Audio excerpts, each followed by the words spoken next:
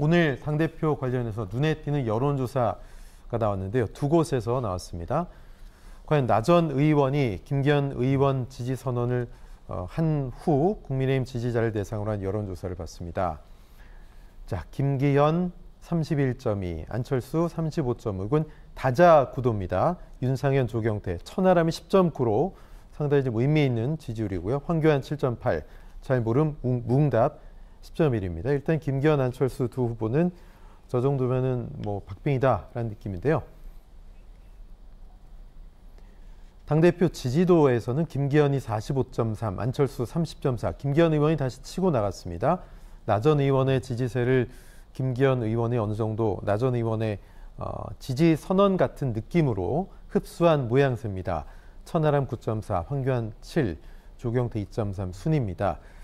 자, 저 내용만 보면은 좀 의미가 있다. 나 전 의원의 표심이 이런 느낌이 드는데요. 가상 양자 대결입니다. 자, 한길리서치와 리얼미터 조사 두 개를 보면 양자 대결 한길리서치는 46.7, 37.5, 안철수 의원이 오차 범위 밖에서 앞서고 있는 지지율, 국민의힘 지지층 대상입니다. 리얼미터는 또 반대입니다. 김기현 52.6, 안철수 39.3. 자, 뭐 저런 여론조사 봐서는 시기 또는 뭐 응답률, 날짜 전혀 모르겠는데요. 어떻게 보십니까? 이런 여론조사 어떻게 우리가 좀 이해해야 될까요?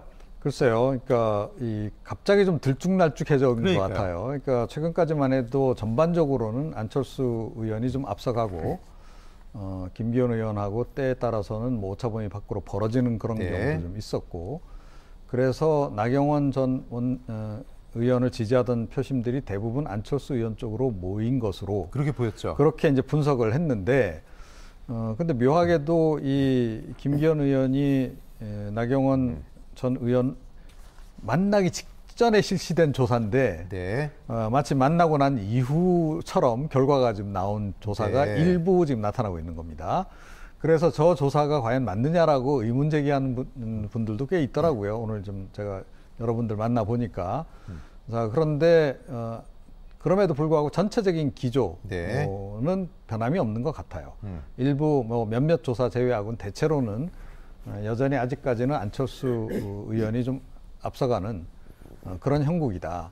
자, 그럼 남은 변수는 그러면 김기현 의원이 나경원 전 의원 만난 이후에 그 표심을 얼마나 흡수할 것인가 그 여부인데, 그렇죠. 저는 이게 대세를 좌우할 정도로까지 그렇게 확 달라질까 그런 생각이 들어요. 그러니까 지금 단계에서는 나 전 의원이 확실하게 지지 선언을 해도 본인을 지지했던 표심이 다 갈 수 있는 상황이 아니다라고 저는 보거든요. 뭔가 좀 뜨뜻미지근한 그런 상황이잖아요. 그렇죠. 그래서 본인 반응이 지금 그런 상태에서 그럼 그 표심이 그쪽으로 다 가겠느냐라는 거예요. 예를 들어서 지난번에 불출마 선언하면서 그 자리에서 곧바로 김기현 의원 지지 선언을 했더라면 그걸로 그대로 온전히 넘어갔겠죠. 그런데 지금 그렇지 않다라는 거예요. 그래서 제가 보건대는 이번 회동 효과가 그렇게까지 많이 나올 것 같지는 않고, 오히려 천하람 후보가 지금 변수로 지금 등극을 하면서 안철수 의원 표심을 일부 그쪽이 좀 가져간 측면이 없잖아요. 있다 오히려. 이건 좀 이준석 전 대표의 지지세 표라고 봐야 되겠죠. 그렇죠. 그래서 표가 약간 분산되는. 근데 뭐 결과적으로 뭐 최종 결선 투표에서는 이제 이 표가 다 모아질 텐데, 어찌 됐건 그 변수가 좀 더 크지 않나. 나경원 변수보다는 천하람 변수가 더 크다. 저는 그렇게 생각을 합니다. 자, 오늘부터 이틀 동안 예비 경선 여론조사가 시작이 됩니다. 당원을 대상으로 진행하는 여론조사입니다.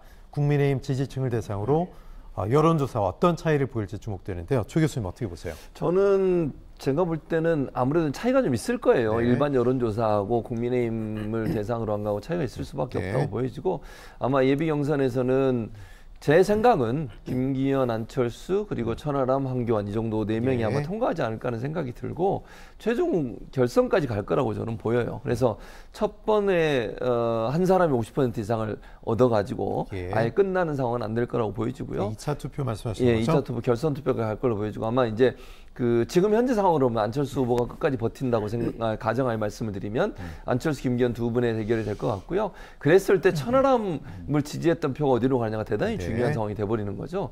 그래서 천하람 후보를 지지했던 표들이 저는 그 표가 반드시 100% 안철수 후보한테 간다고 보지 않거든요.